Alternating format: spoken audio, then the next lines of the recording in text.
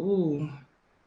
So have you all been doing these chats pretty often? Yeah, I actually started this, I want to say, what was it, beginning of February. Okay. Yep, Gotcha. started doing these. Yep, so last month. Wow, we're in March already. Yep, I started doing these, had a couple of people on, a web designer, mental health coach, entertainment attorney, just people within my network thus far that's in a supportive role in the industry. And then we also have some other programming coming out too, that's focused more so on the production side. Yep, Excellent. Cool. yep, yep. Well, I Cool. appreciate you having me on for Oh, sure. no problem. I appreciate you for taking the time out for it. So I know we've been trying to coordinate this for a minute, so exactly. I know you're a busy man, so I don't want to take up too much of your time. yeah. So, No, yep. So aren't we all? That's no excuse, especially for a fellow Clevelander. I'm happy to make time. there you go. I appreciate it. Yep. So let's go ahead and get right into it. So we have Jory Carver here. I'm pronouncing your name right, correct? That's it. Yeah, thank you for that. Thank you. I understand. You see my name. They Yeah, mispronounce it all the time. I'm So just like it looks like it sounds. That's what it is. exactly. It's not that hard. Well, we got Jory here, based out in California, originally from Cleveland, Ohio, on the line with us. So, Jory, again, thank you so much for joining me today. I'm really looking forward to this chat, learning more about you and your journey out to California and the work that you do at SoundCloud. So before we do that, let's go ahead and just get into your introduction. Like, could you tell the audience, a little bit more about yourself? Yeah, of course. So I am a director of artist services here at SoundCloud. I'm actually in the building right now. Just told Patrice I stole a conference room that had not been available all day, but I got a good one. But what that basically entails for me is I'm a marketing lead for artist projects. So I help artists with every aspect of releasing music, strategizing content, integrating into the rest of our business, figuring out different strategic partners to connect them with, and really just advancing their career in any number of ways alongside their management team and touring agents and such like that. So really very much so an artist advocate from within the building, Mm-hmm. um, that works with a team of others throughout the building as well. Nice, nice. So, how did you get started and involved in the music industry? Music, I mean, like probably anybody that has experienced the industry, for me has been a very windy road. Mm-hmm. Um, Came out to LA as I was mentioning before, prior to the start of the live, about 10 years ago, with aspirations of getting into music. Did not start that way. However, for me, I went to grad school, um, did a lot of internships, probably way too many internships that were unpaid at the time, which is not the case for a lot of interns now. Fortunately, which Yeah. I'm not that guy that's bitter. That's like everybody's got to do unpaid internships. I'm Right. happy to see interns getting paid now. But that was kind of my route in grad school. Towards the end of grad school, I actually had a child. Mm-hmm. Um, and so that kind of made me make some really quick decisions about how I'm making money.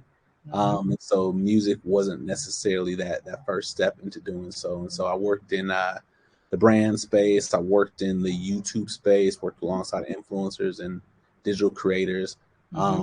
Started off as a social media manager for a international artist, that then led me into the label space thereafter. Mm-hmm. Um, have kind of progressed throughout that course for the last probably 6 or 7 years now, particularly in the label space, and kind of made my way in and out of the major label system, worked in the independent side of things, and now work in a kind of cool hybrid type of role, at SoundCloud. Is not only a DSP, but we've started a artist partnerships division where we're doing direct deals with artists at this point.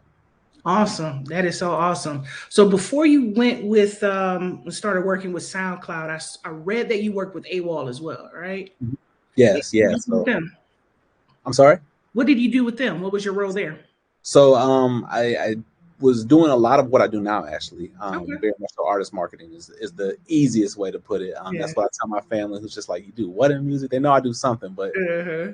the easiest way to put it is I do artist marketing, and that's what I did at AWAL as well. Mm-hmm. Mostly on the digital side while I was at AWAL. That's kind of how I cut my chops within the industry. I just learned a skill, on Mm-hmm. the digital side. As I said, I worked in the YouTube space, so a lot of it came from that. Was a social media manager for a few artists on like the management side of things, and then again transitioned that into a label role where I worked at Warner Records on the fan engagement team, which was essentially digital marketing. Did the same at AWAL, transitioned more into a traditional marketing role. Okay. Where I was a product manager for artists, and that's more along the lines of what I do now. Nice. And you did all that in 10 years. Yeah. That specifically what I just laid out was probably past 4 or 5 years. Oh wow, you were busy. Yeah, it's been a busy 5 years. A lot of gaps to fill in for sure. It's been a very windy road, but the more I talk to people who are in the music industry, the more I find that that's not too uncommon. That they get to where they're at because of any number of twists and turns. Exactly.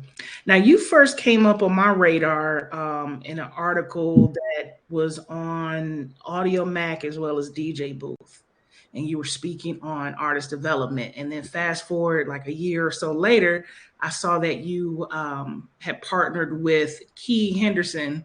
Of Third and Hayden. So I was like, let me hit Jory up and have him come on this show. So I know with that particular article, it was focused on artist development. Can you talk about the artist development process at SoundCloud and how you work with artists to help them achieve their goals?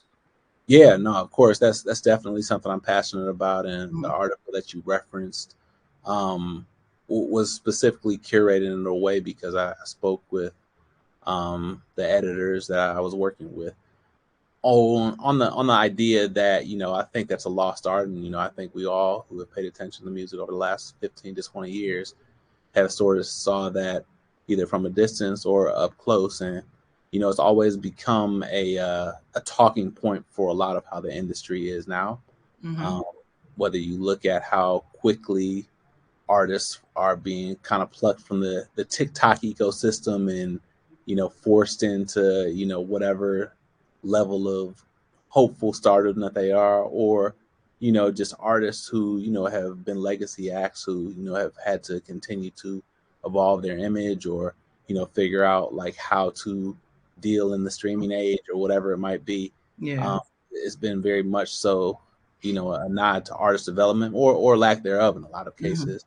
And again, that particular article was really just something where we spoke really about like just the process of what I think artist development in 2023 looks like, or 2022, I believe at the time, which by the way is possibly different than what it was in 2022 or 2021, even just because we continue to change. So, I think a lot of it right now boils down to establishing a foundational artist proposition and really figuring out who these artists are innately, because that then makes everything way more clear. I have conversations on a daily basis about, excuse me, my lights just went off here, but I have conversations on a daily basis about, what really is the special thing about an artist. Because, that's the thing that not only, provides for longevity, but makes them interesting to an audience. It's not the amount of budget that they have in their marketing fund or who their connections are. It's really what the artist is, what they stand for, why they're appealing, why their music is what it is, and who it speaks to. And then kind of accentuating that whole dynamic to its fullest extent. And I think through that you start to discover not only what that artist proposition is, but then kind of start to formulate some ideas, whether it be content side or marketing side or touring side of things. And from there, it then is kind of figuring out what everything looks like around that artist from an ecosystem standpoint. I think a lot of traditional artist development was based in, all right, let's teach somebody how to sing well and move on stage and interact with people and, be stylized in some capacity. And I think that still is very much so part of the equation. But now you have something like social media that has come up, and there's a need and a paradigm shift around just how an artist presents themselves, and when they start to showcase music, how they showcase music, how often they showcase music, so on and so forth. So I think that all kind of goes into the equation of forming an artist and their proposition, and then then developing that proposition over time. Yep.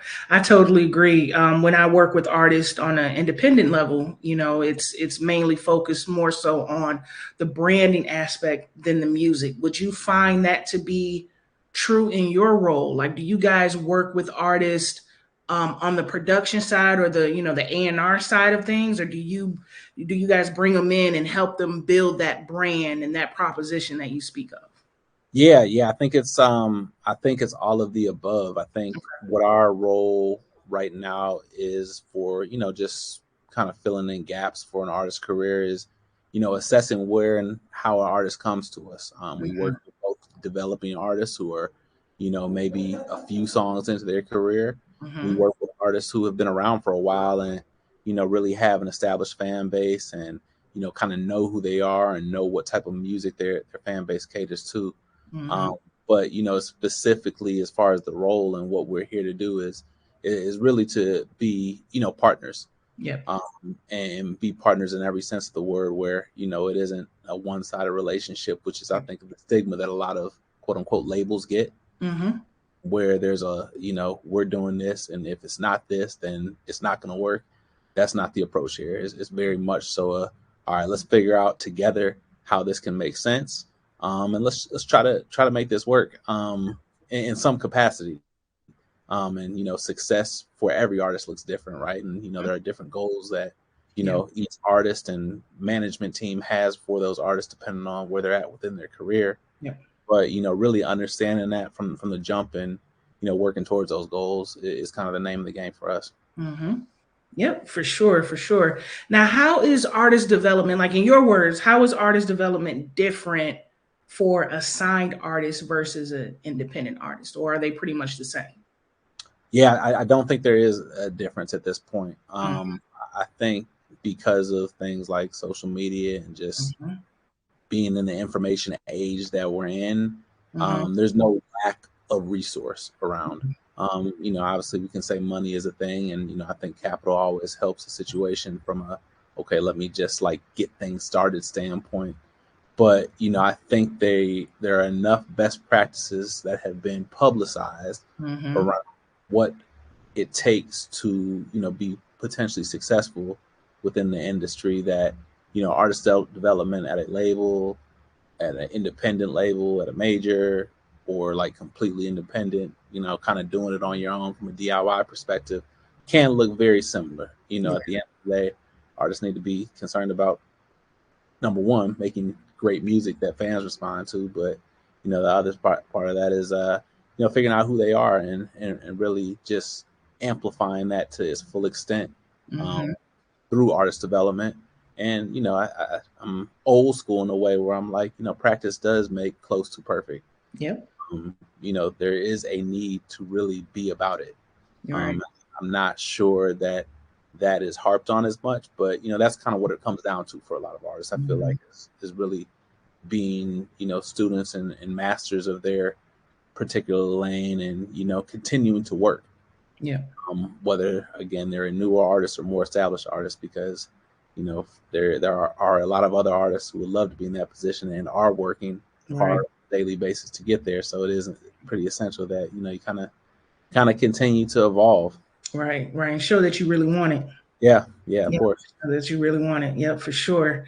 Now, how do you identify like this? It's a good segue into my next question. How do you identify promising new talent at SoundCloud, and what qualities do you look for in like potential signees? Yeah, so I'm not actually involved in the signing of artists, but Okay.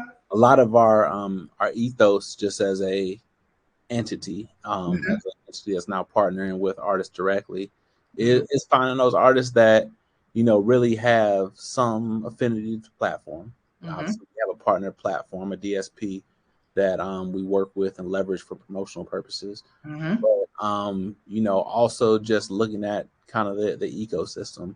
Yeah. Um, an artist that worked in 2010 might not work in 2023, and that's just something that has to be came to terms with, and it also needs to be taken into account when we are signing. So I think what our what our mission has been thus far, and this entity that we're building is only about a year and a half old or so, is to find artists again that really have something special about them, just as everybody says. Hopefully there is some level of traction happening, whether it be from a creative perspective or social perspective. But at the end of the day, we just gotta love the music, which is really why I'm here, because there is that through line of just really finding dope, cool, creative artists. Yep. Which is, I don't want to say it's hard to find, but it's hard to find that dope, cool artist that also has a work ethic tied in. Yeah. That's so difficult to find. You would think it would be easy, but it can be quite challenging. They're out there though, and I think it sometimes needs to be kind of qualified as to what that looks like. You don't know something until you see it sometimes, and again, not by any means downplaying what TikTok is, but you see artists who seemingly go from nothing to something overnight, and you think, okay, well, that's all I got to do, and that's just not it.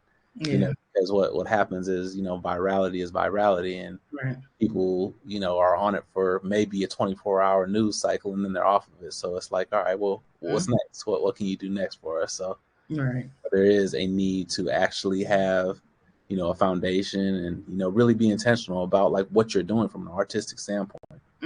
Yeah, true. Can you talk a little bit about some of the most successful artists you've worked with at SoundCloud and what made them stand out?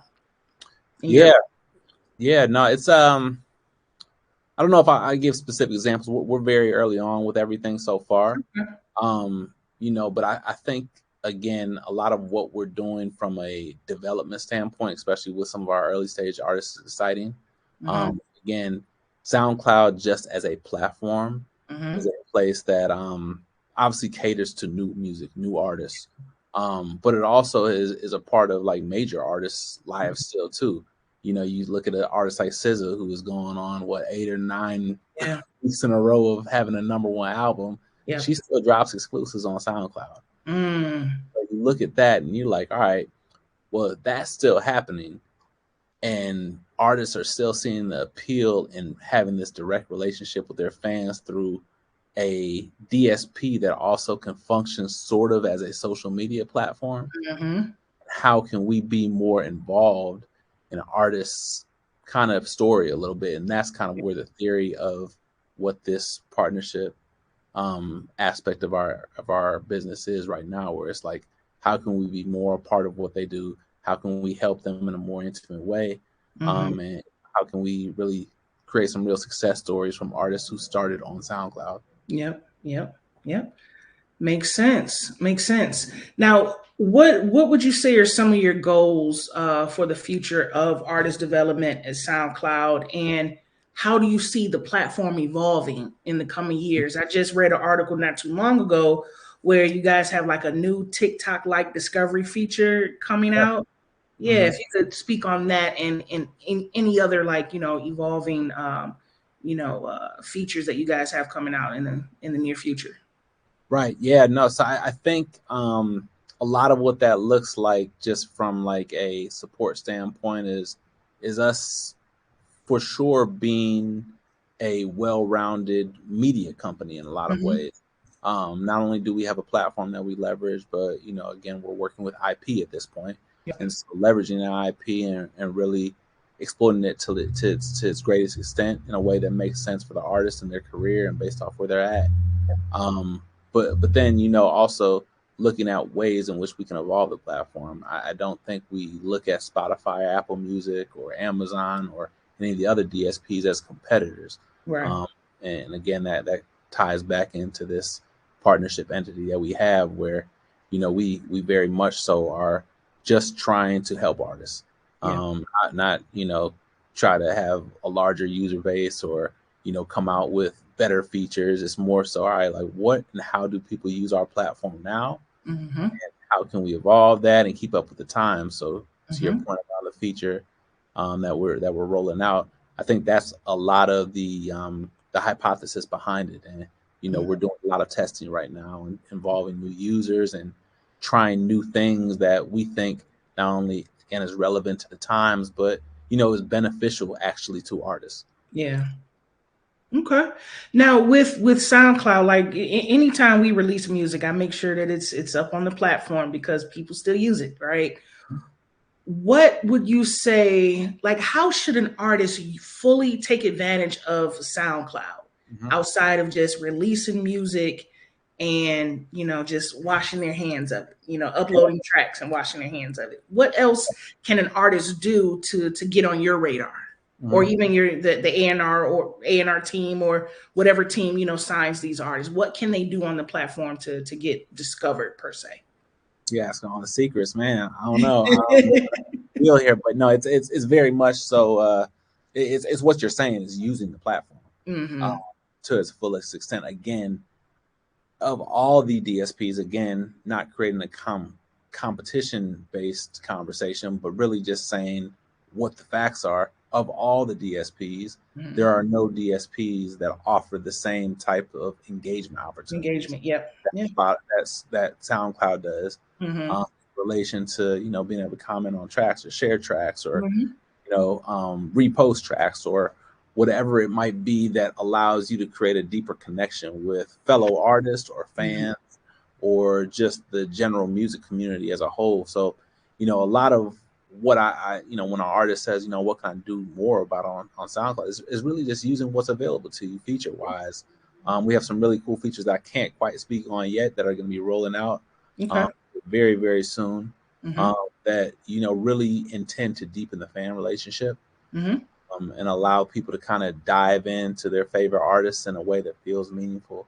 I'm not sure if you read about like our fan power royalty systems, but it's very much so a new business model in a lot of ways as to how streaming works. It's not the pro rata version that a lot of the other platforms operate on. It really is meant to be something that rewards artists based off fandom, and caters to the fact that there are people who are super fans who spend 90% of their time listening to the same two artists, and that they should be rewarded for such.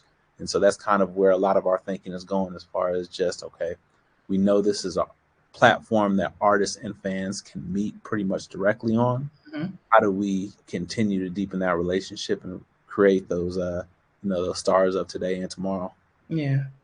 Cool. I love it.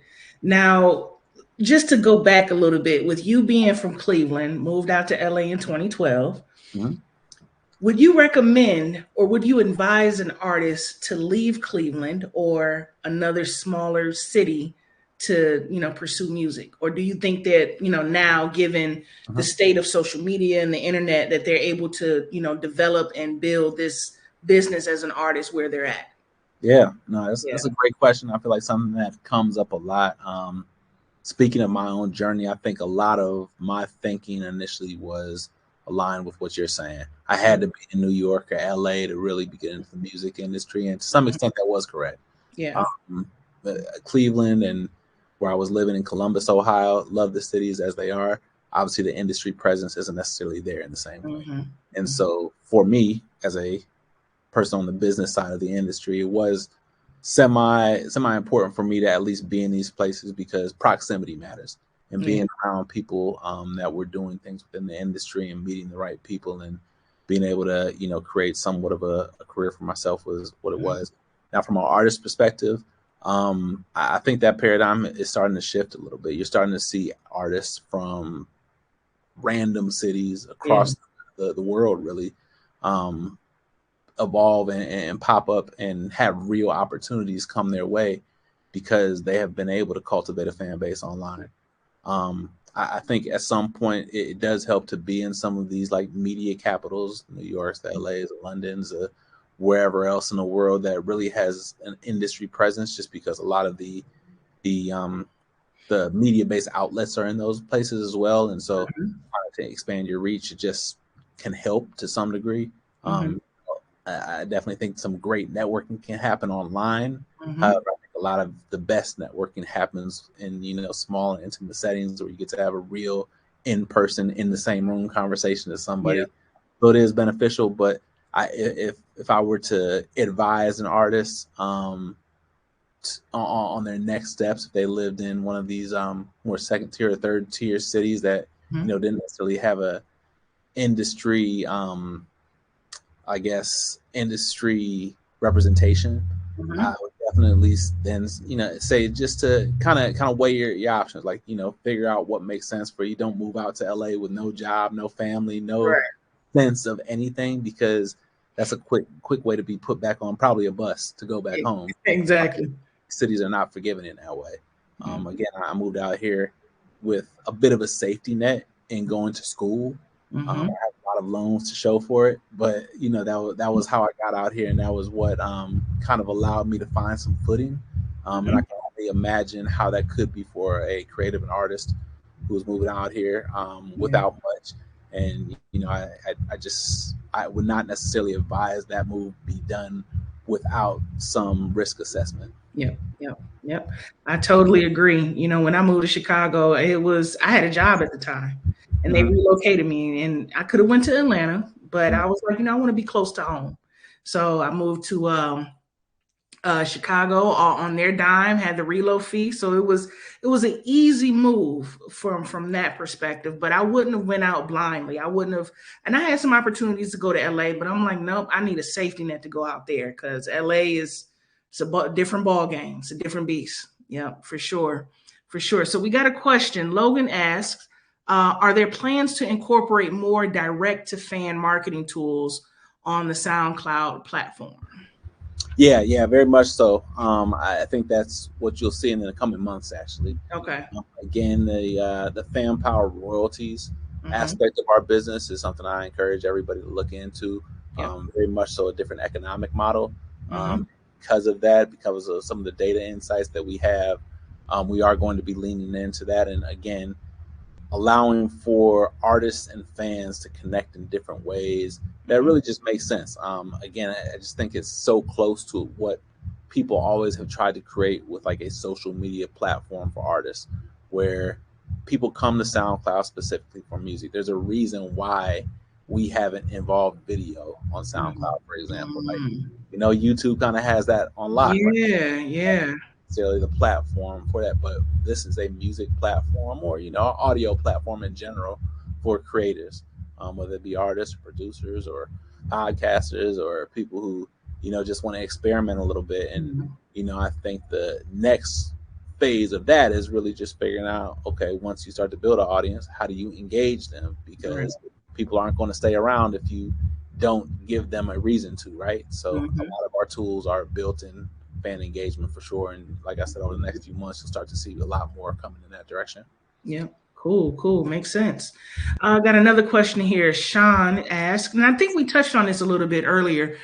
He says, hey, Jory, who have been some of your favorite artists you have worked alongside throughout your career, and what were the qualities about them that made it enjoyable to work with them? Yeah, no, I definitely have had a bunch over the years.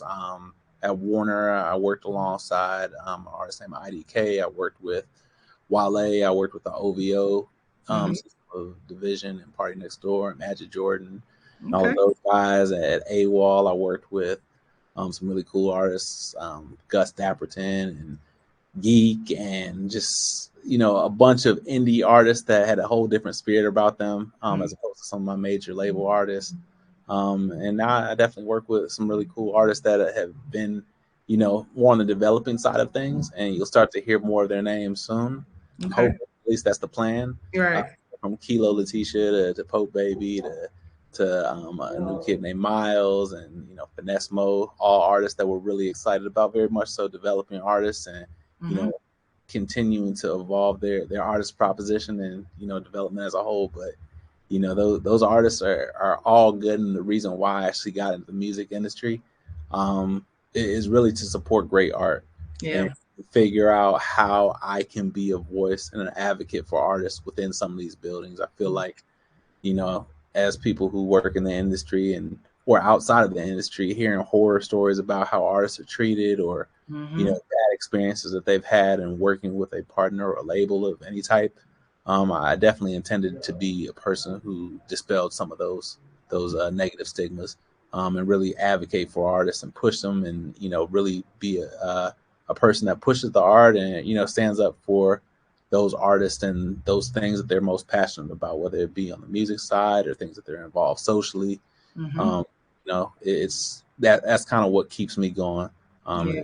It's great music, and just them figuring out like what and how they can really create a real fan base and have big and small wins. Getting the Mm-hmm. artists on their first playlist is sometimes just as exciting as seeing artists start to get nominated for awards and stuff, Yeah. because there's that same level of excitement of just it being a first for them. So that's kind of what gets me excited as well. Yeah. Yeah. Same here. A win is a win. Mm-hmm. Yeah. Exactly. Another question we have here, Logan says, he says, I keep hearing you use the term artist proposition. Is that a reference to the value proposition that each business has to continually develop? Yes, very much so. I think, artist proposition as I use it is essentially the uniqueness of an artist. Mm-hmm. The thing that gives them the differentiated appeal to a group of people. Mm-hmm. Um, my whole thing there is that, and the why I continue to harp on it and continue to use that terminology is that I think that's what everything else is built from. Because Mm-hmm. once you find out what that cool and interesting thing is about an artist, and you start to see people respond to it, that's when you kind of evolve it, and you start to really create stars potentially Mm-hmm. and longevity, and build real sustained careers from. So Mm-hmm. I'm very, very keen, and artists I work with are probably tired of me hearing it just as much as you guys are, but I'm very big on figuring out what that looks like from jump. And I don't think it's always easy to find, because there are a lot of artists out here. There's Yeah. 100,000 songs released every day, I think, at this point. Yep. And so, figuring out what will help an artist cut through is kind of the name of the game. And Mm-hmm. so, initially, again, as I work with developing artists, a lot of our conversation is based around that. Being a student of the game and kind of seeing how and what's popular within the industry now, Yep. I always have an opinion for them. Whether they Mm-hmm. take that opinion is another thing, but I always have an opinion to give around what I think will work for that given artist. Mm-hmm. Um, and then it really is kind of on them to say, okay, here's where I think I need to take it. Yep. Here's what I'm getting from a feedback perspective, and here's how we're going to meet in the middle. Exactly. No, I'm not tired of hearing it at all.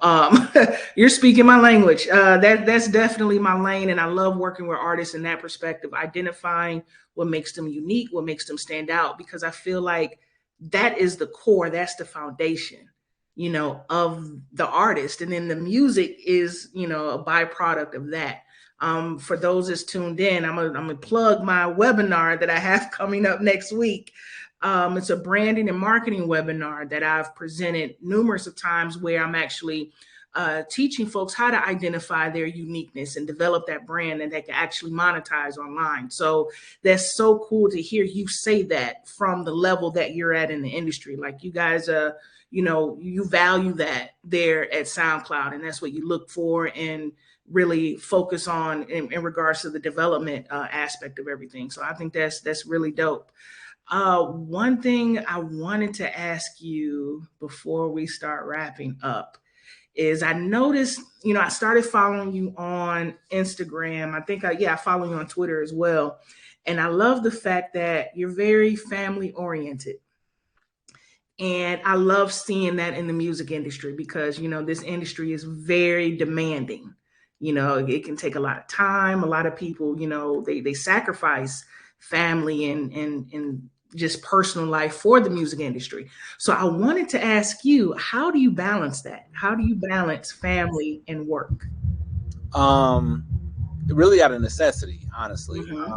I think, in what I've observed from both close and afar is, when you allow this industry to consume you, it will. Yeah. This is an industry that's nonstop, very thankless at times, Mm-hmm. very like rigid at times, um, and can be draining. Yeah. So you need an escape, and for me, my escape is my family a lot of the time, and Mm-hmm. being able to be like, you know what, I can put my computer down and kind of chill, listen to them, hear about their day, stand downs, and not just think about it. Because I think I was talking to somebody about this the other day. Like, if I wanted to spend 24/7 working on my job, I could, and I have no doubt in my mind I could, because there is always something to do. However, I don't think that would make for great existence for sure. I think I would lose some of the passion for it. Because at the end of the day, like, I've done this because I was just like, I don't want to work at a bank.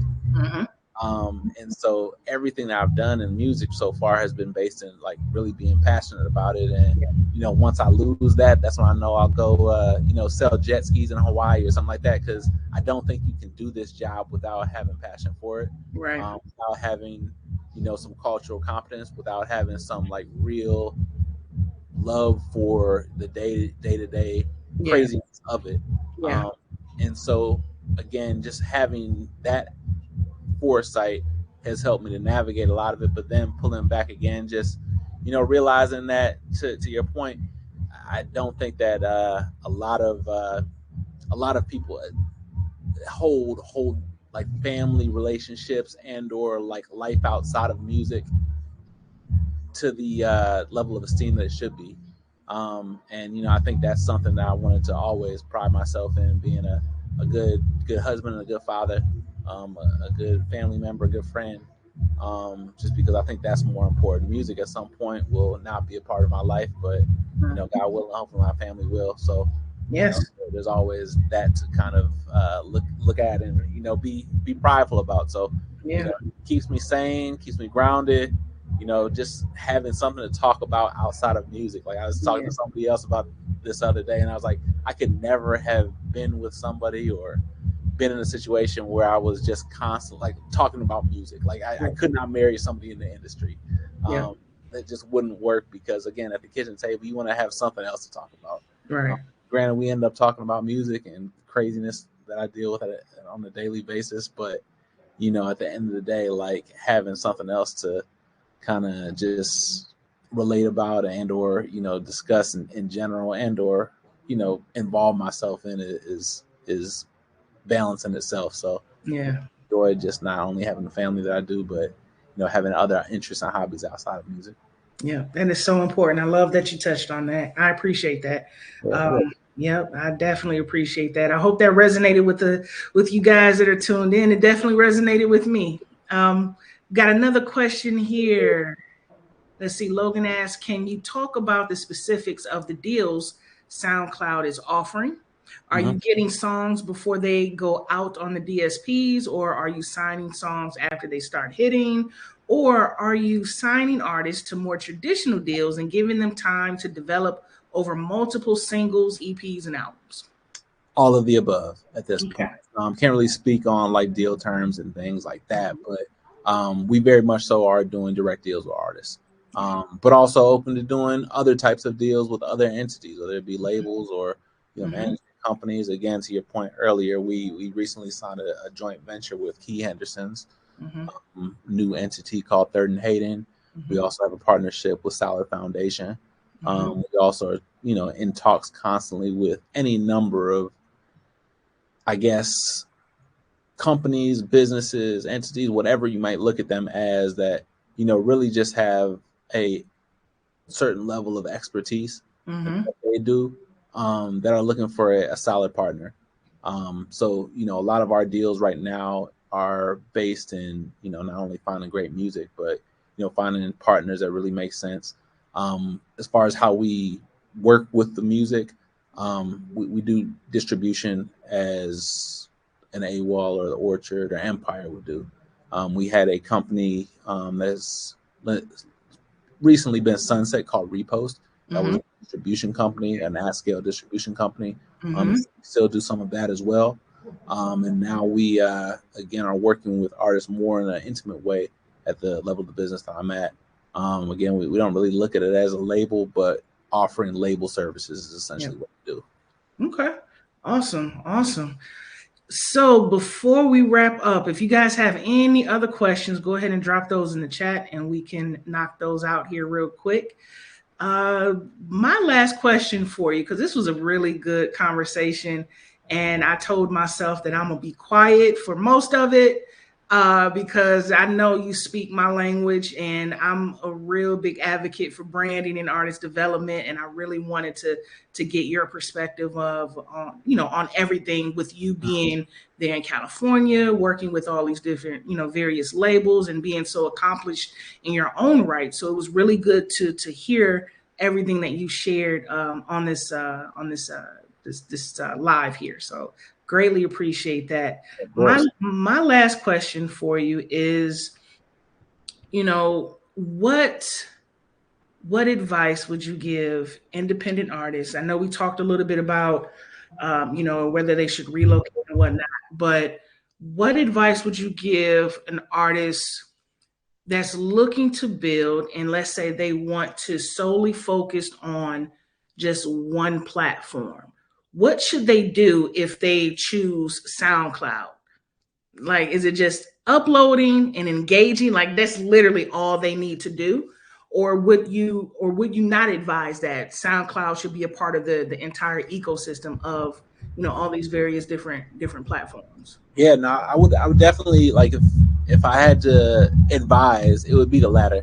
I think SoundCloud is a part of your equation, for sure. Just like I think other DSPs are, and I think they all hold their own intrinsic value. I think it comes up a lot with artists where they're just like, well, do I got to be on TikTok and IG and Facebook and Twitter and YouTube and any other social platform that pops up? And I think that's an overwhelming thing. Just not as a creative or a content creator, I would be overwhelmed if that was put on my plate, because that's a lot to ask, especially for somebody who isn't necessarily as comfortable using all of those platforms. Some people are like, I actually just want to put out music.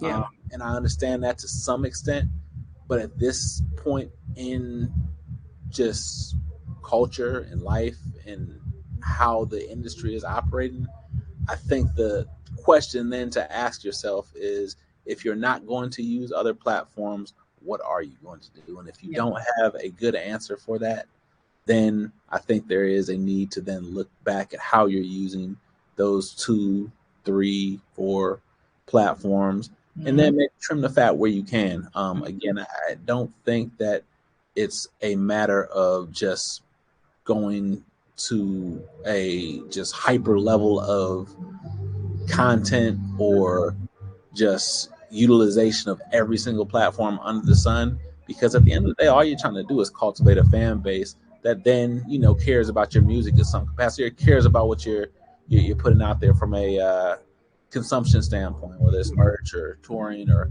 whatever it might be. But I think there is a need to focus on several platforms to their full extent. And we say that particularly with SoundCloud, where you can use it and be very, very, very general with it. You can upload a song and call it a day. That's really not the best way to use the platform, particularly, again, if you go back to that idea of, okay, we are trying to actually build a fan base and nurture that fan base in any capacity. You don't do that by just posting and then shutting down your phone. You do that, you post, you see how it reacts, and then, I think data is sometimes over relied on in the industry.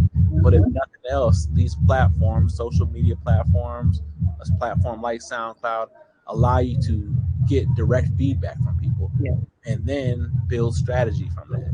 And so that's I think that's pretty essential as you start to, use any and every platform, but particularly these platforms where you can kind of assess sentiment. You can actually see the number of comments or likes or shares or whatever you're getting on a song or a post or whatever, and then kind of adjust strategy from that. Yeah. Awesome. You are old school for real. Yeah, I try to be. I love it. Yeah.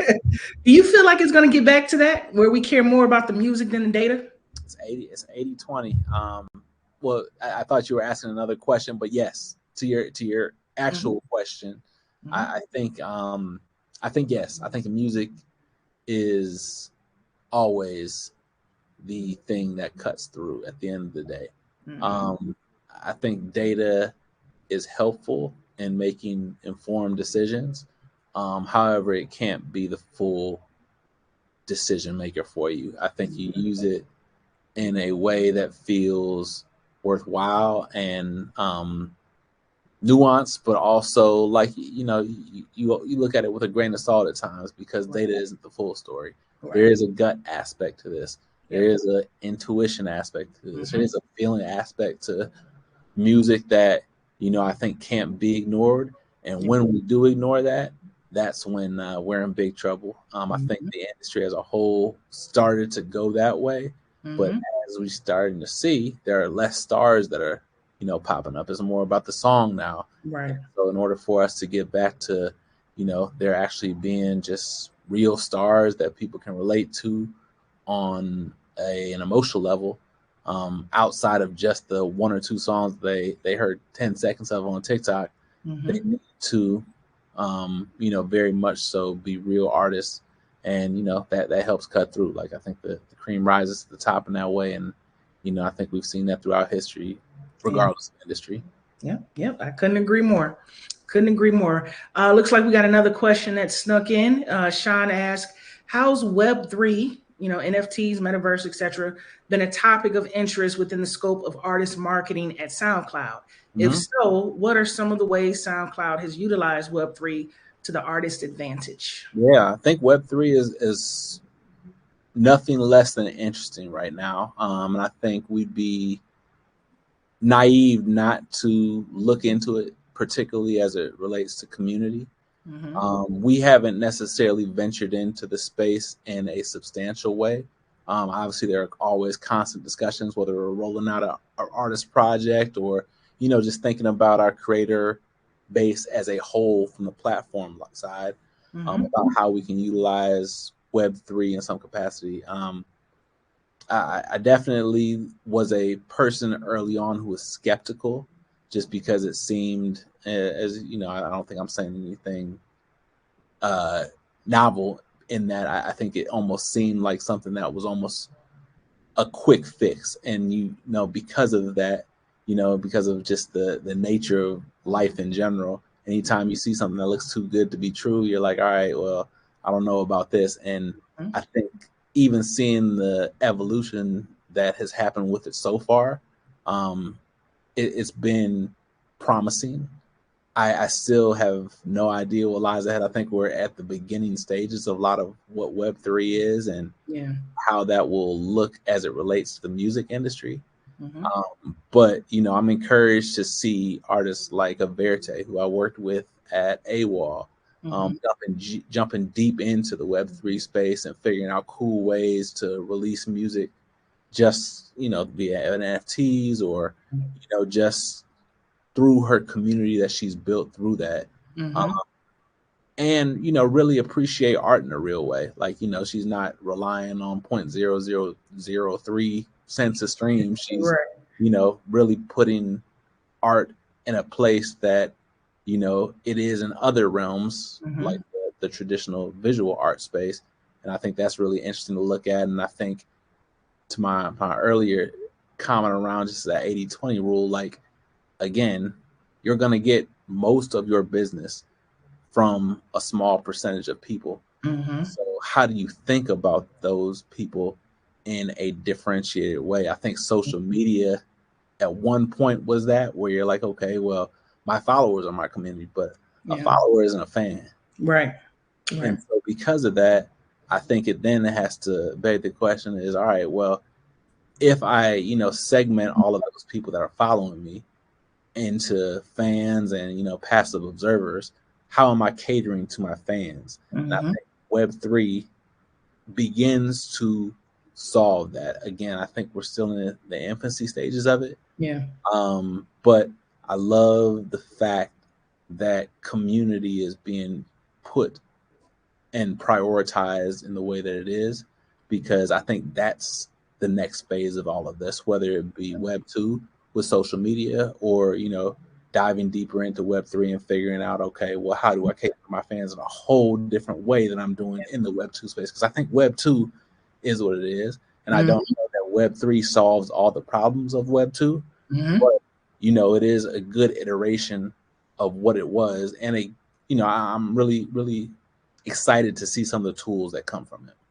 And I'm starting to see more and more. Again, I haven't done any huge Web3 projects yet, but it's definitely something that I'm keeping a watchful eye on, and hoping to bring more into the SoundCloud space for sure at some point here in the near future. Yeah, awesome. So where folks can find you, like if they want to connect with you, what's the best way for them to connect with you? Over social media, yeah, and I think that's probably the best way to do it. This is not a huge group of people that I'm afraid to give out my email address or anything like that, but jory.carver@soundcloud.com. Definitely hit me up. Let me know what you guys are working on. Would love to, just connect with people. I think a lot of this networking post-pandemic is in a weird space, but I'm very much so a person who's just inspired to hear other stories and connect. And if there's some synergy, cool. If not, I can refer you to somebody that there might be some more with. So, would love to hear from all of you guys. Thank you. Awesome. Well, Jory, again, I appreciate you for being on this with me. I appreciate your time, your insight, the whole nine. This was a really good conversation. So yeah, if you guys have any other questions, feel free to reach out to him or I, and we'll be happy to answer those for you. Yep, Logan says, thanks, Jory. We appreciate your time and insight. Sean says, thank you. So yeah, again, thank you so much. I will connect with you after this broadcast ends. But yeah, this was really good, and hopefully we can stay in touch going forward. Yeah, definitely. Thank you for having me. It was nice to not meet you all, but see you all in the chat, and I appreciate all the questions. For sure. All right. Well, I'm gonna let you get back to your day, Mr. Busy Man. And yeah, I look forward to connecting with you after the call. Sounds good. Thank you, Patrice. No problem. Thanks, Jory.